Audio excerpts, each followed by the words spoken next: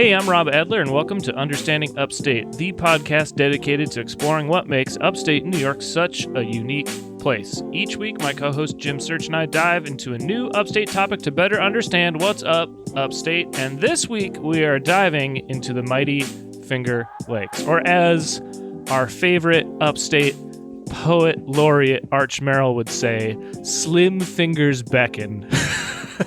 Wow. That's the he's allegedly the first person to publish a full book on the Finger Lakes. I don't know if that's true, but interesting. Yeah. I mean, it would be more interesting if I had that book, but I don't.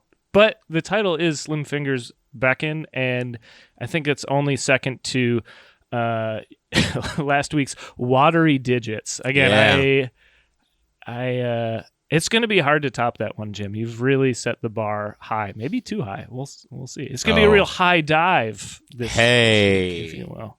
There it is. Mm-hmm. That's what we're talking about. But you don't have to do a high dive, fair, speedy freak, and rattlesnake Pete's, singular, plural, I don't know. All you got to do is subscribe, rate, and review the show. Really helps us out if you can share an episode with a friend. Don't share it with an enemy, as Jim has pointed out. This is only for, the speedy freaks in your life, or potential speedy freaks. Also, if you throw a 5-star rating in Apple Podcasts and write a positive review, which means we've got a lot of 5-star ratings, but not a lot of reviews. Not a lot of people typing out some nice words. Well, we got somebody from Endicott, right? That's true. What was her name? Like Laura or something? I cannot remember. However, we need someone from Johnson City. We need someone from Binghamton. We need the whole Triple cities, baby. We need all of them. So if you're out in huge. Johnson City, throw us a review. Write some kind words our way. And you can throw in something you'd like us to cover, a suggestion, if you will, and we just might talk about it. But right now, Jim, we're going to talk about an Upstate update. Breaking news. I think I may have promised this for last week's episode. I can't remember. So it might be like late breaking news. I think that's a thing, right? I've dug and found some coverage on the 40th annual Speedy Fest, which occurred in Binghamton a couple of weeks ago.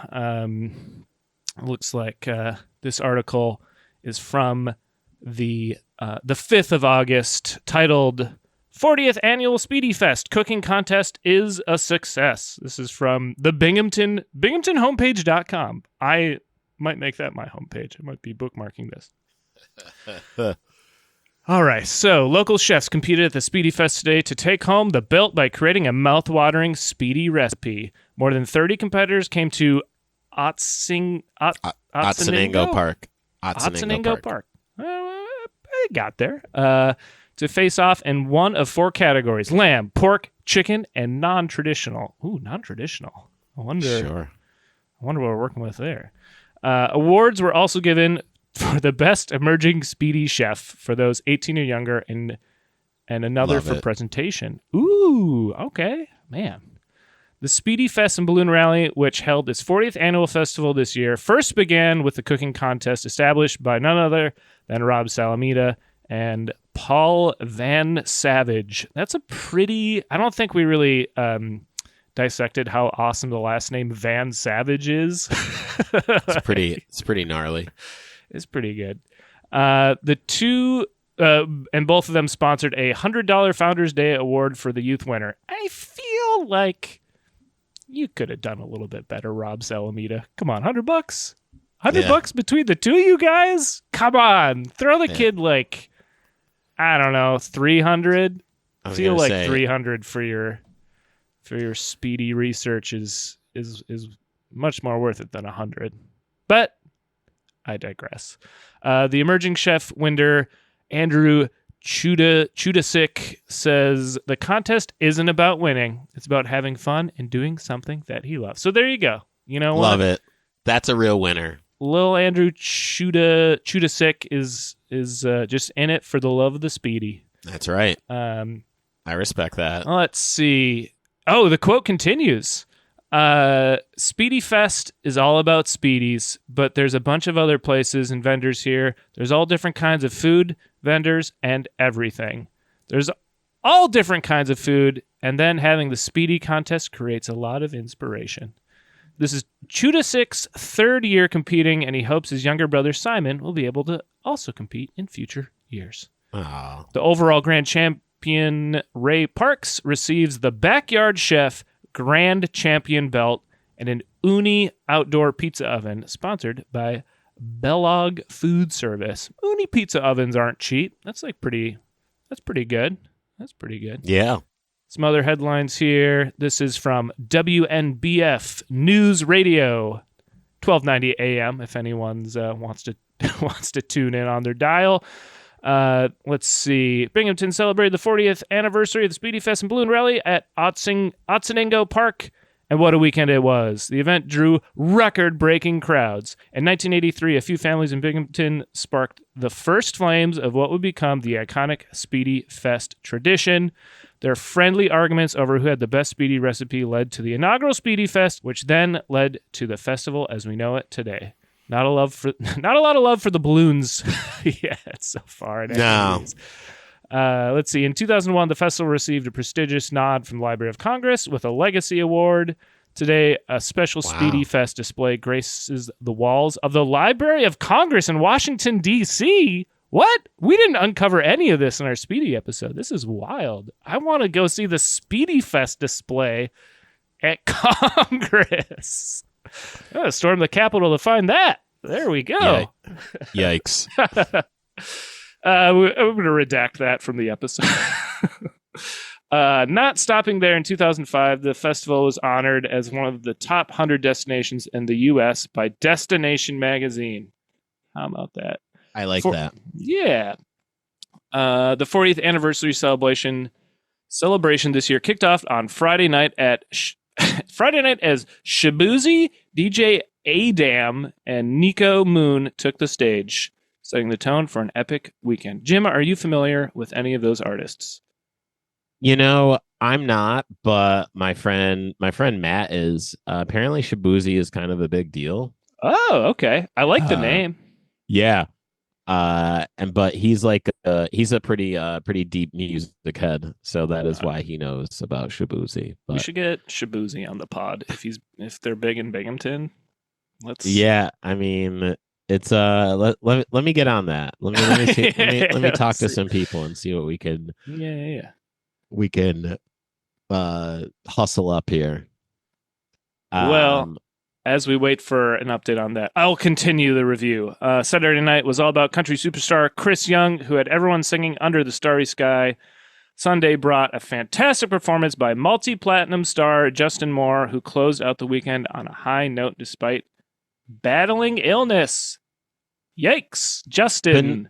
Wouldn't let disease hold him down. No. In addition to the concerts, there were circus acts and Jack Hanna's Animals, which I think Jack Hanna's like one of the Tonight Show animal guys, right? Back in the day. I think so. Yeah. Wrestling matches and even appearance by the legendary Trish Stratus and so much more. Wow. Trish Stratus. Holy shit. Do you know who that is? I do. Who's Trish Stratus? Trish Stratus is a WWE lady of wrestling. And she I mean, she was kind of a big deal. I don't know if she's still I don't think she's still involved in the WWE, but definitely was somebody who was as I pull up her info. She retired in like September of 2006. Oh wow. But yeah, she was pretty badass.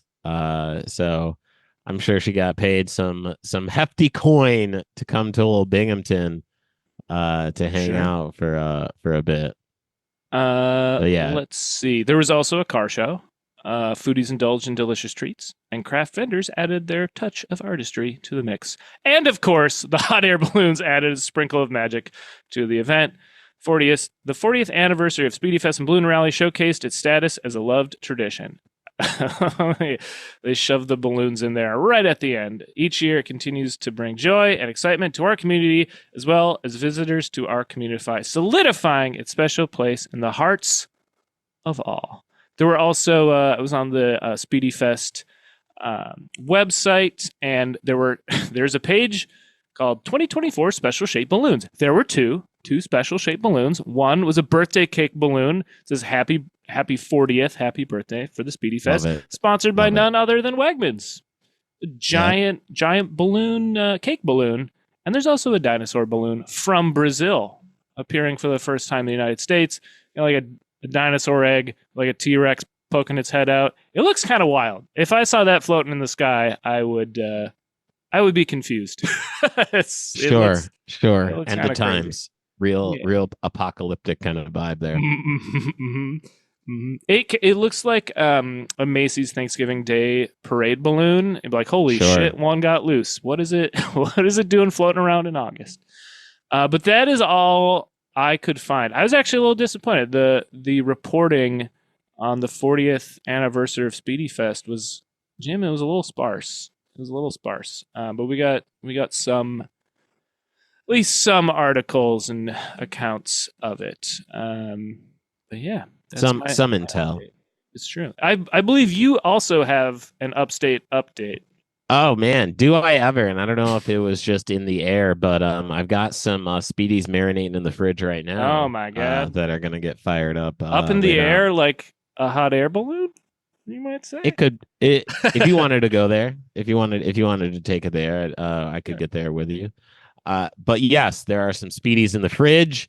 I didn't even realize that until this moment. That is also now part of my Upstate update. Hell yeah!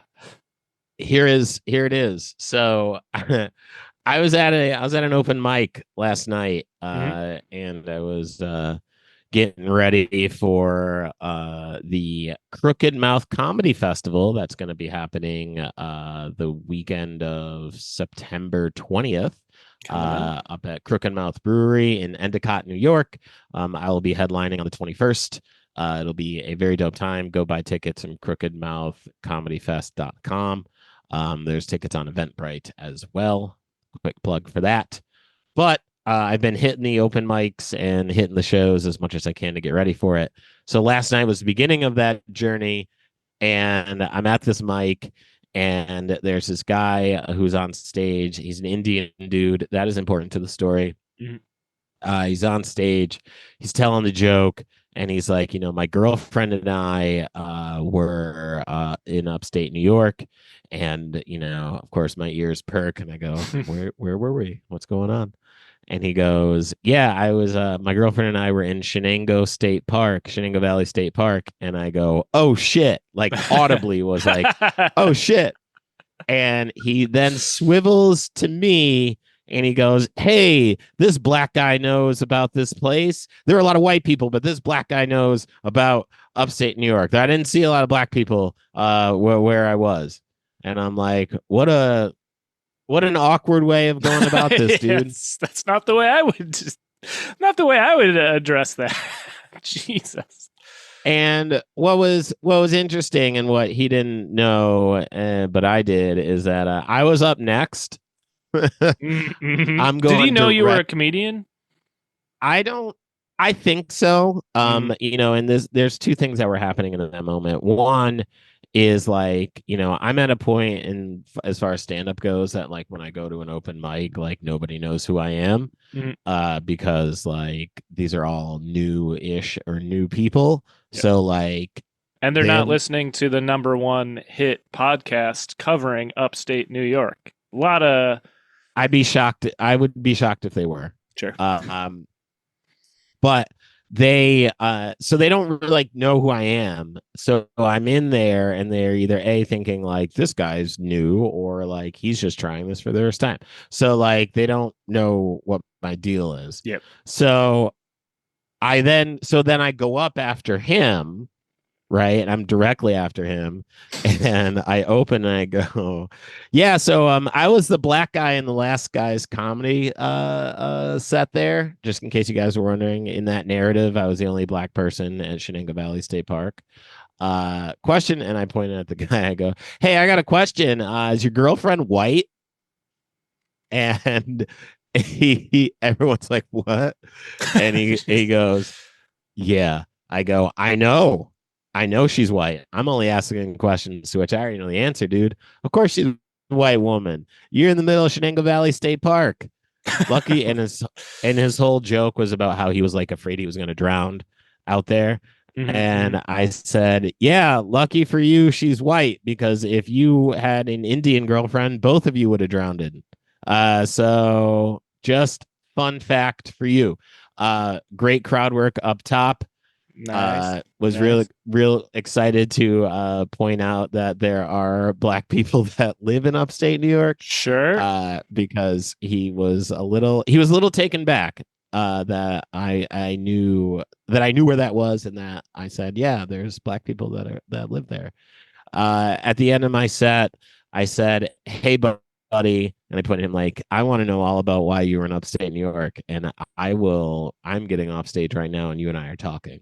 I want to know what the deal is. Let's go. So that is my upstate update, which is some education of the black people that live in upstate New York, and that there are some who do in fact know about it, despite what a Indian man who was doing comedy was talking about last night. And then he kind of spiraled at the end of his set. It was kind of uncomfortable. At an open mic, someone spiraling? Yeah, it was crazy. He was very much like, I don't, this isn't going well. Sure. And it's like, well, that sounds like it didn't start off on a firm. He didn't. Firm footing. It was such a weird, just like, it was such a weird thing to say out loud. And yeah. Like, hey, that's a black guy, and he knows about upstate New York. Anybody? Oh my gosh, can you believe it? Silly bird. Jeez. Silly bird. Yeah, that's not the best. Not the best. It did provide for some humor on the tail end, which he didn't see coming, and gave us some real-time, kind of real-time upstate update. There you go. Here we are. There you go. Well, that concludes our upstate update, because Jim, as I said before, these slim fingers are beckoning. We got to get into the Finger Lakes. Oh my God. Yes. I cannot wait. You ready to dive in? I have some stories about 2 of the 11 Finger Lakes here. So I'm excited for once we get there, I'll be sure to we'll dive into those when we get there. I love it.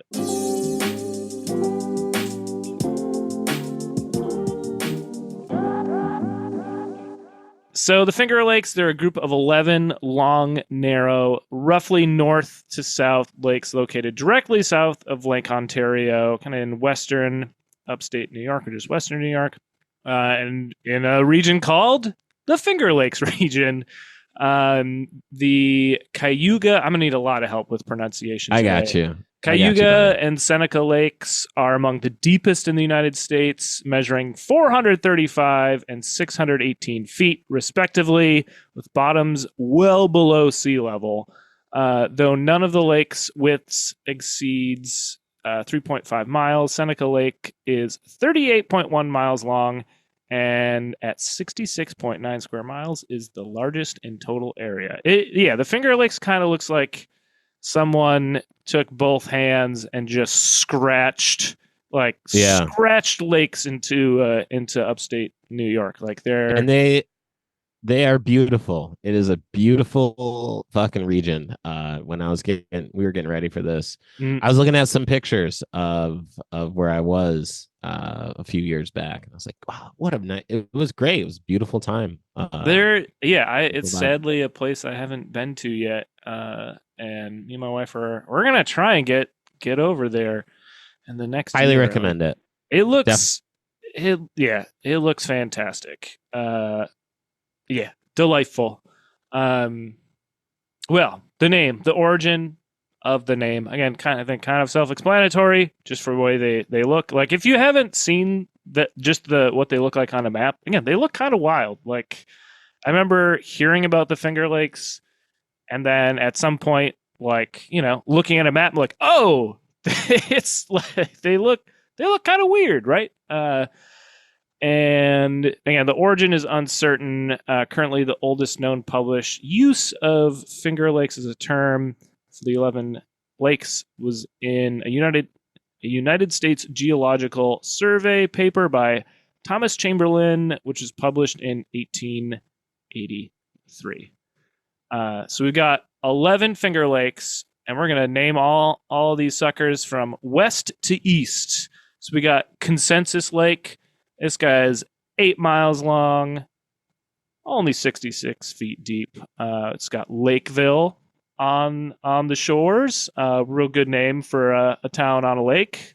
Makes sense. We got Hemlock Lake. This guy's just 7 miles. Canadis? I would say, Lake? Yeah, let's go with Canada's Lake. Canadis Lake. I think this might be the smallest one. 3 miles long.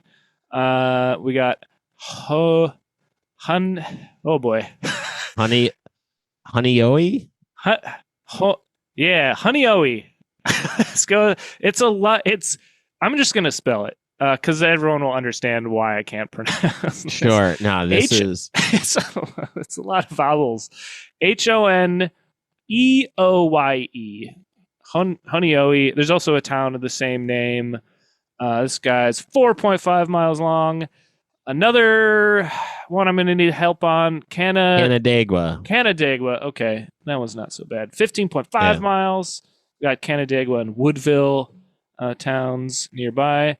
Keuka Lake? Yes, Keuka Nailed Lake. It. All right, Got one for 11, or however many I've done. No, you did. No, you got. I got Consensus and Hemlock. Yeah, I'm doing good.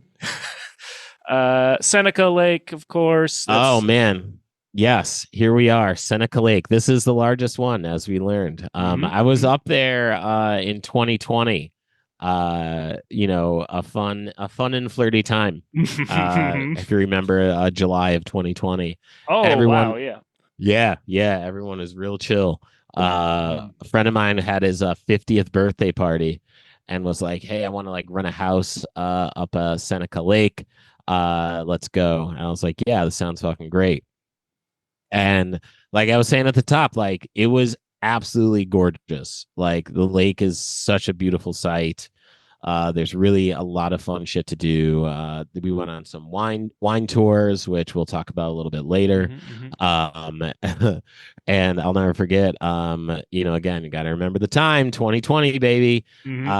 So we're hanging out by the lake and going swimming and all that, and out kind of deeper, like there's boats, like people have their boats out on the lake, and there was this fucking massive boat that was having a party on it. And what was the flag that was flying on top of it? You guessed it. Trump 2020, baby. Trump 2020. I was gonna say Confederate flag. Close. Same. Not much better. Or same vibe. Yeah, the equivalent. Same energy, baby. So there's a Trump 2020 party boat in the middle of Seneca Lake. And I remember I was with a couple of people and I was just like, look at these fucking racist shitheads. And this one woman was like, well, they don't like gay people too. And I was like, well, who said anything? What? I go, what? I go, who said anything about that? Yeah, of course, but that's not what we're talking about right now. Miss, It is July 2020. We're at the height of civil unrest here. What in the world are you doing here? So that was my time at Seneca Lake. Definitely a go back. My favorite lake so far of my visits. So how many of the Finger Lakes do you think you've hit? 2. Just 2. When we get down to I will surprise you when we get to the lake, and I'll actually pronounce it because I know. Yeah, I see which one you're talking about. yeah. I got you. Don't you worry about it. All right. Well, next we got Cayuga Lake, 38 miles. I think that's probably the second biggest, Yes. right?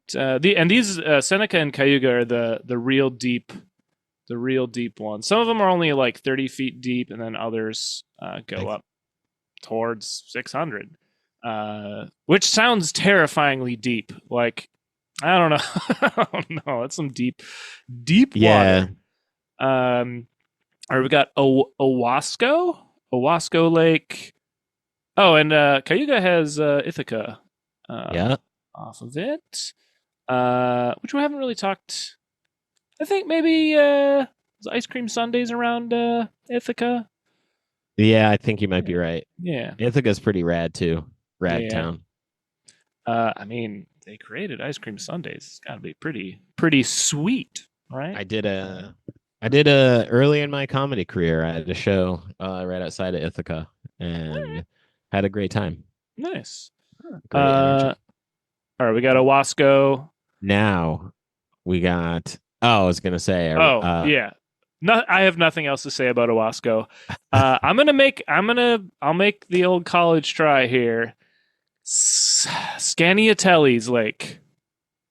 Skinny Atlas. Skinny Atlas. What? That is not what I would have. I would have not have guessed. Skinny Atlas. Cool. Skinny Atlas Lake, baby. I like that name. I like it. Yeah, it is I have been to this lake, Skinny Atlas Lake. Mhm. I went to a wedding there, and also unrelatedly, Hillary Rodham Clinton has a house. The Clintons have a house on Skinny Atlas Lake. I believe it. I believe it. It is true. A lot of the New York City elite hang out in Skinny Atlas.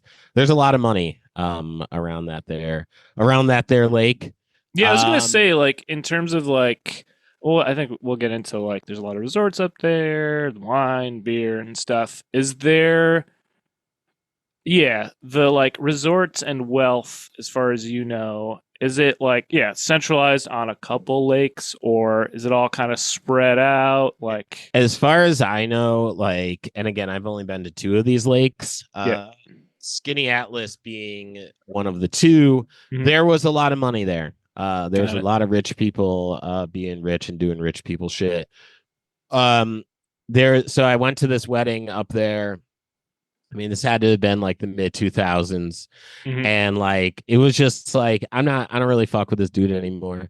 But we were up there and it was just a bunch of like Binghamton knuckleheads just like running around Skinny Atlas. Like, you know, we were like we were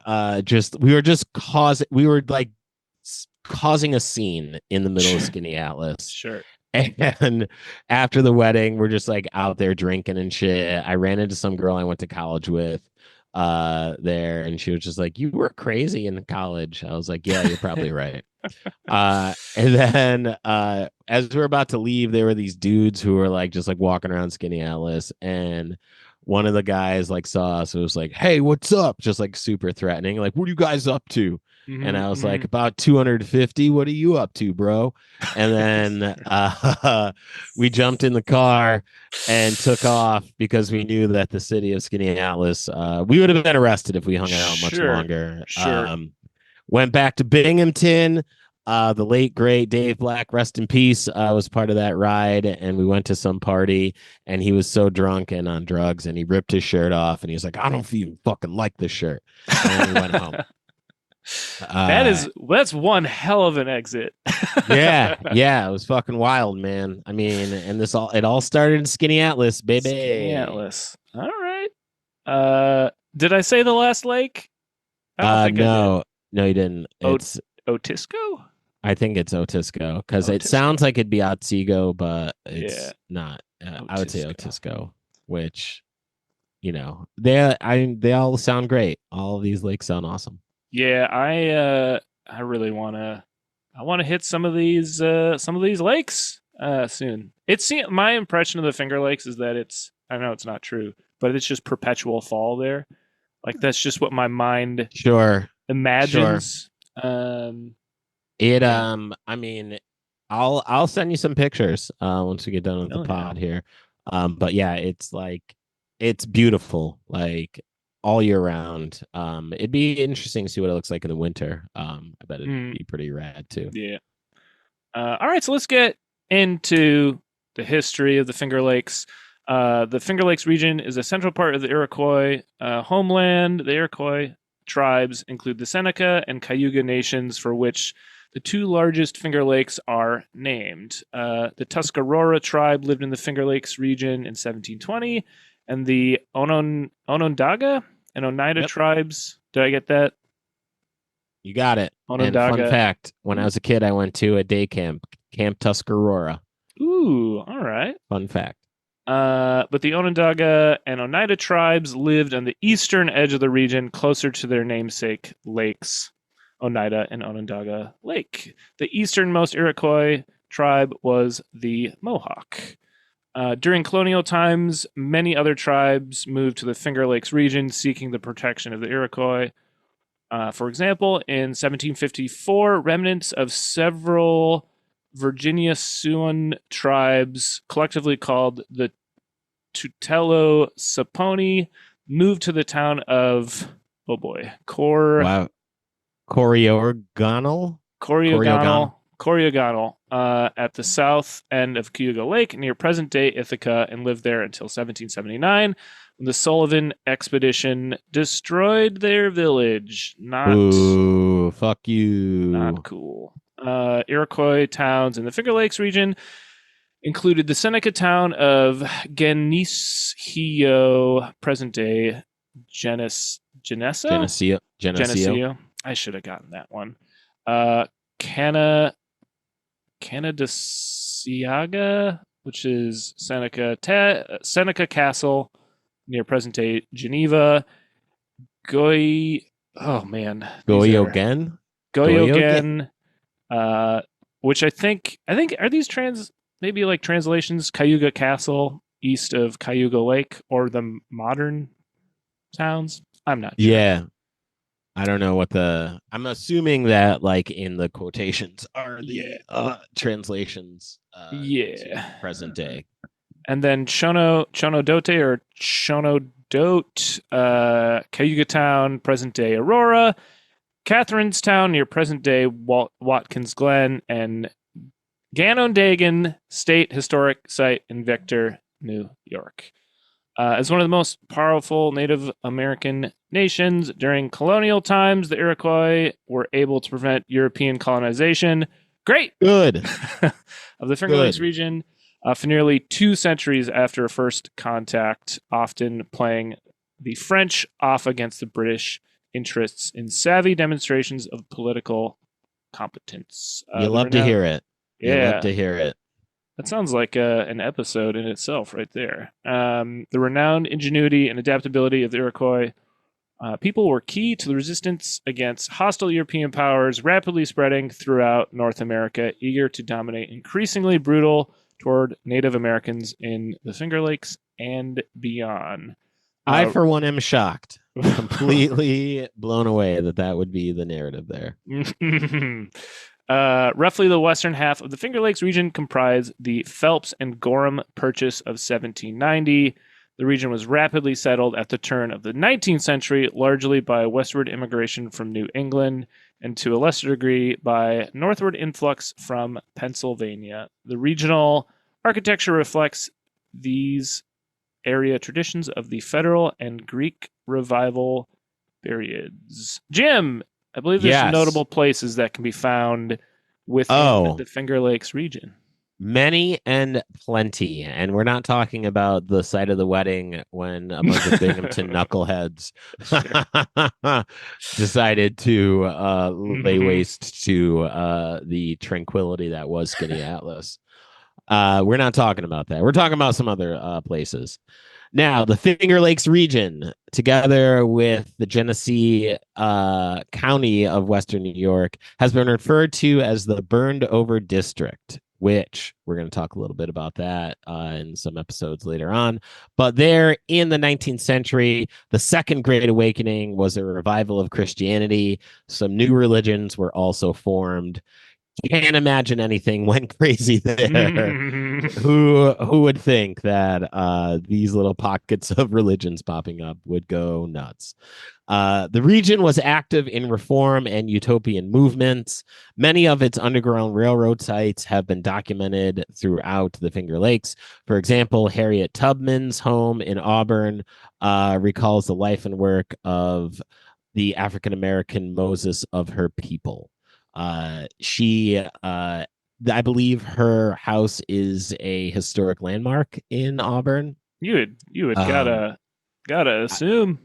I would think so, but you never know with the Yeah. wild and wacky world of America. Mhm. But yes, the Underground Railroad certainly has huge connections in the Finger Lakes regions as it headed north to Canada. Uh, on the northern end of the Finger Lakes are also Seneca Falls, the birthplace of the women's suffrage movement, Waterloo, the birthplace of Memorial Day, fun fact, Palmyra, the birthplace of the Church of Jesus Christ of Latter-day Saints. Woo! Man, I remember seeing commercials for that because again, growing up in Binghamton, you got a lot of commercials and plugs for shit that's a little bit north of you. Sure. And yes, the Church of Jesus Christ and Latter day Saints, those commercials knocked very heavy in the 80s and early 90s.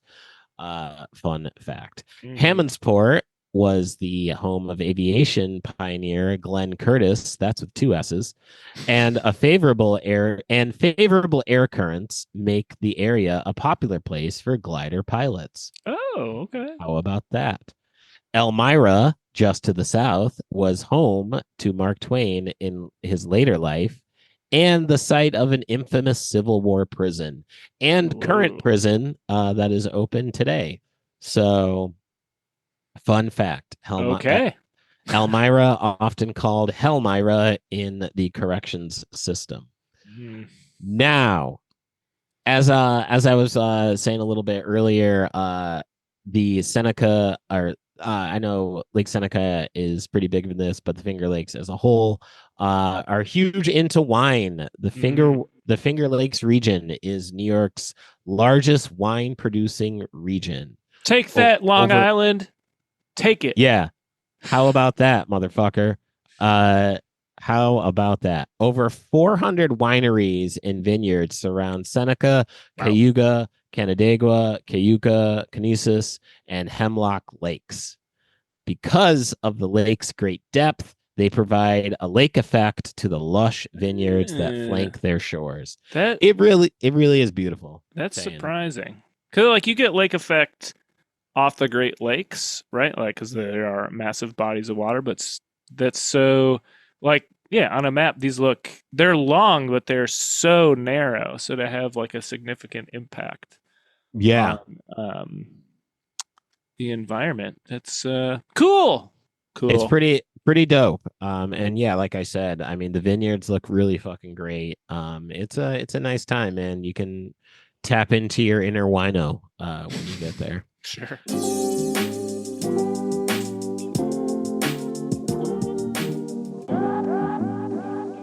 Due to the size and concentration of these lakes, the region retains residual summer warmth in the winter and winters cold in the spring. As a Hmm. result, the grapes are protected from disastrous spring frost during shoot growth and early frost before the harvest. Additionally, due to the long, narrow north to south positioning of the lakes, the slopes on the east and west side provide for variations in sunlight exposure, Hmm. temperature, soil, and more. This leads to a great diversity of growing environments within the region and ultimately in the yielded wine. Sounds like This an is okay like, place to be a grape. right. Yeah, I was going to say, what a chill place to grape out, man. And also like yeah, this is like just scientifically designed for like you to get some really great wine, Yeah. which we're going to talk about that right now. The main grape varieties grown are Chardonnay, Riesling, Gewürztraminer, Pinot Noir, Cabernet Franc, Vidal Blanc, Sauvignon Blanc, and many Vitis Labrusca, the American native, and varieties and cultivars. Man, the sommeliers are at my neck. I can feel them. You know what? I met one of the sommeliers for the Central Park boathouse yesterday. Really? Yeah, on a boat. Got to go on a free one of those little free dinner cruises. Sure. Around Lower Manhattan. And next time I see him, I'm going to ask him what his favorite, just to see if he knows his stuff, what his Sure. favorite Finger Lake wine is. Yes, as you should. And speaking of which, I know the gondolier in Central Park. No way. Look at this. I may have, yeah. When he said he was the sommelier at the boathouse, is like, everyone was like, I've never been there. Yeah, never, because it was closed for a while. I was like, I've been there, but only to use the bathroom. And that's where we changed topics. Sure. Yeah. Good segue. Good segue out of that. Yeah. Well, as we travel back upstate to the Finger Lakes here, with the passage of the Farm Winery Act in 1976, numerous wineries are now open to visitors. This is true. Wineries are a growth industry of the region, contributing through their production and by attracting visitors.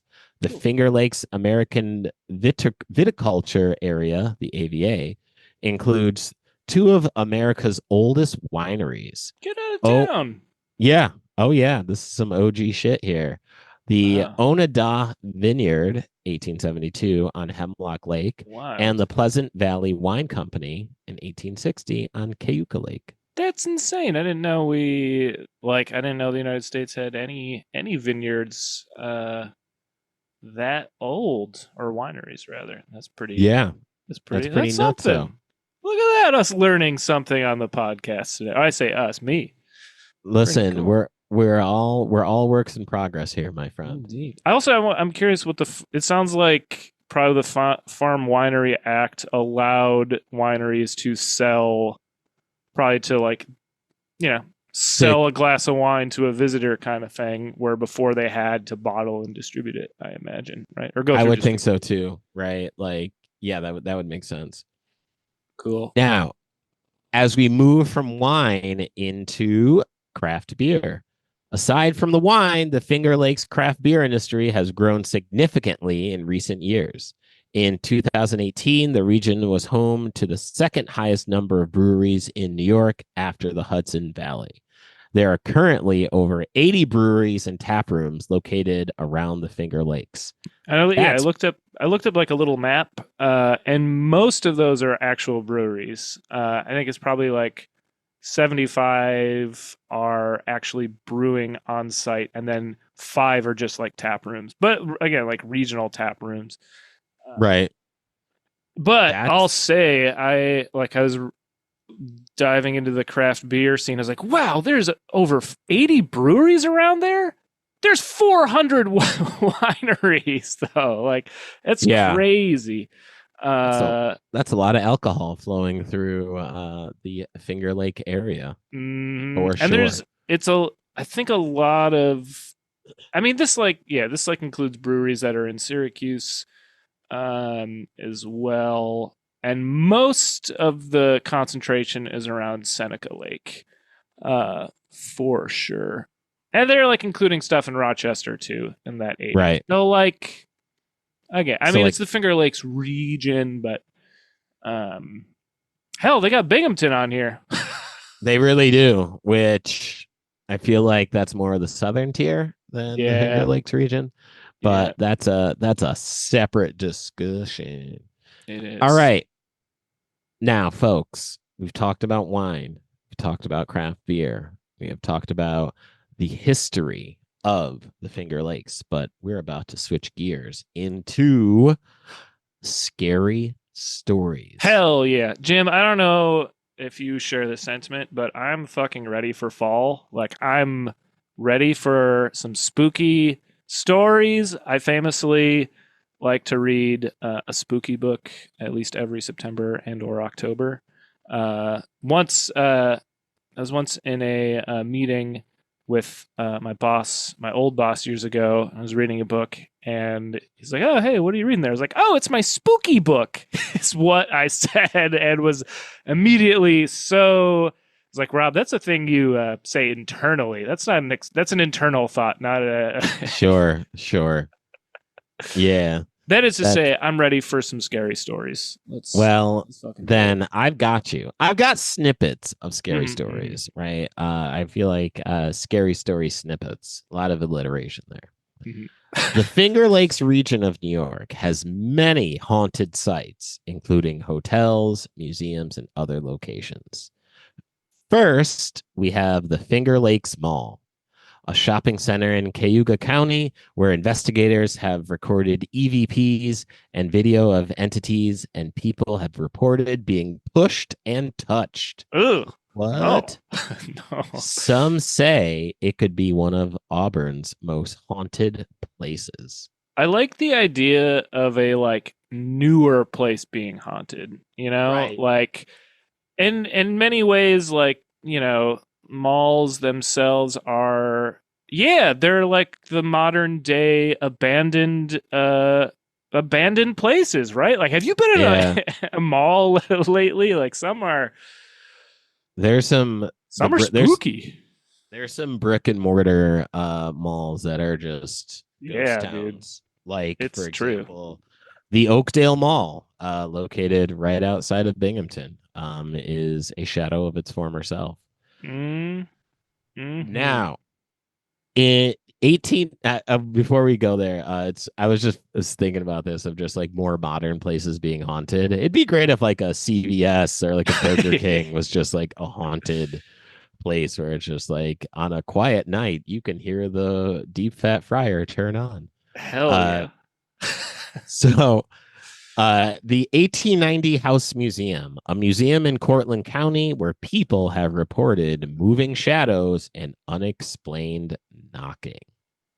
Ooh. Mm. Allegiance Bed and Breakfast, a bed and breakfast in Livingston County, where some say two friendly but mischievous ghosts reside. Now, when they say friendly, are they friendly with each other or are they friendly to people or both? Right? Do you think these two ghosts are friends, or maybe they're kind of I frenemies? Like, what's the vibe? what's If the you're dynamic here? cohabitating as ghosts, like how do you I divvy would bet things they up? probably get along because they're together forever, It's right? true. It's true. You know what I mean? Mhm. So the Naples Hotel, a hotel built in the early 1800s, where guests have reported hearing footsteps, seeing apparitions, and other strange occurrences.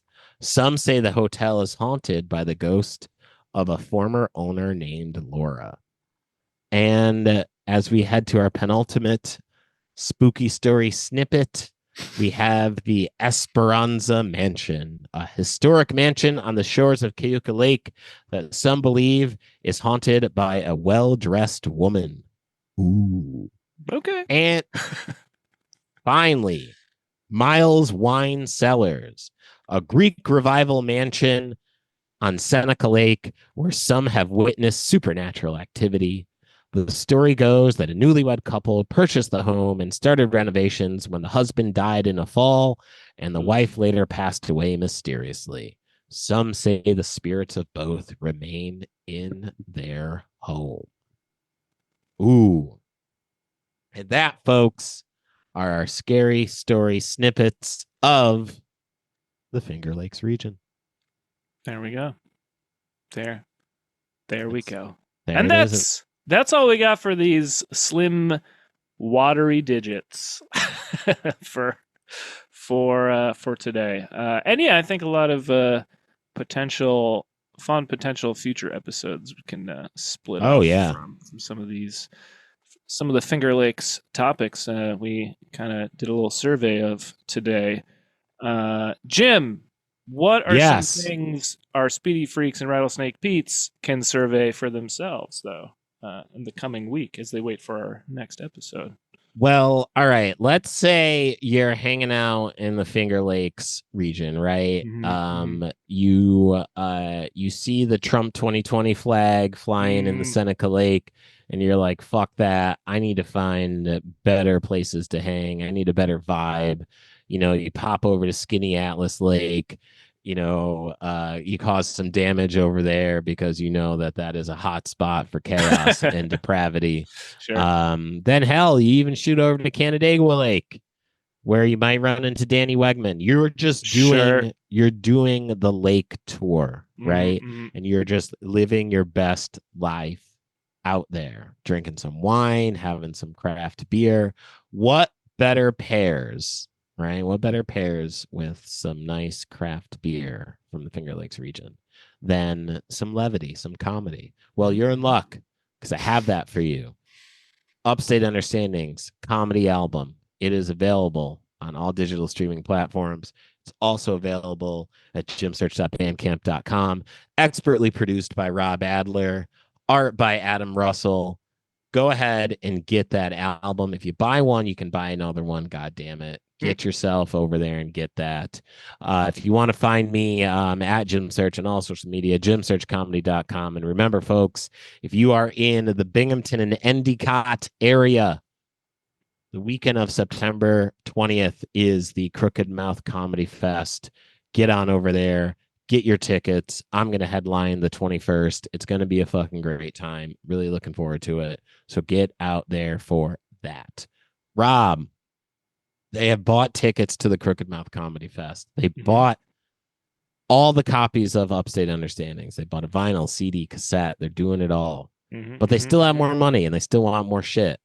Do you have anything for them? I do. One, they should get a t-shirt if there's still t-shirts. Oh, yeah. Get yourself a t-shirt. Get a t-shirt, too. They're great. It's one of my... the t-shirt I have is one of my favorite ones, and it's not just because my name is on it. It's a good t-shirt. But look, let's say you also got the t-shirt, and you're planning on doing an ultimate winery crawl. You're gonna hit all 400 in one day. You're gonna speed run this sucker. It's gonna be a lot of wine, but you taste it, you spit it in the bucket. You're not gonna get too hammered, but you're gonna have a good time. But you're gonna need something that's gonna keep the energy up for your whirlwind tour of over 400 wineries and vineyards, and that thing that will achieve that for you is my album, New York Sticky. Available at brooklynfrequency.bandcamp.com, which I kind of forgot just hit its 1 year anniversary like a week ago. Oh shit! Been out for like a whole year, which is pretty wild. So go check that out. Also, I don't think I've mentioned in the last few episodes, but go check out our documentary. It's a behind the scenes look at the making of Jim's comedy album, and it's up for free on YouTube. There's just a link in the description for that as well. I think we're probably creeping up on about 200 views at this point. But yeah, go check that out. After you've done all those things, you can also subscribe, rate, and review the show. And again, share it with a friend. All those things really help us out. We're getting a little traction on Apple Podcasts and Spotify. Hell yeah! So all that. Thank you to everyone that have done those things. Yeah,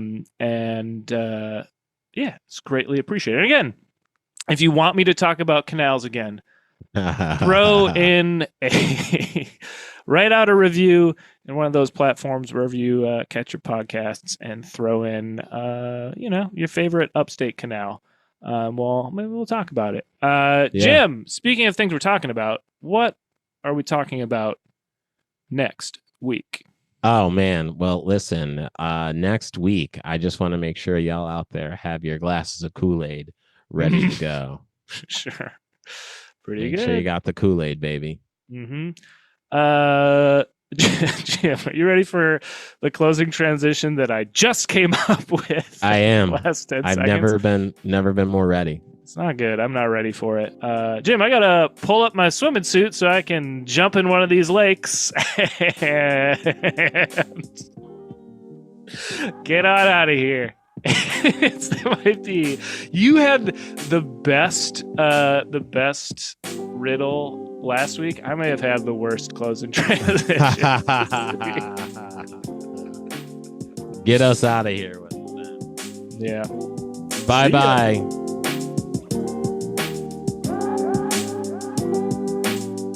Understanding Upstate is a podcast hosted by Jim Search and Rob Adler, edited by Rob Adler, and music from Regal Monk.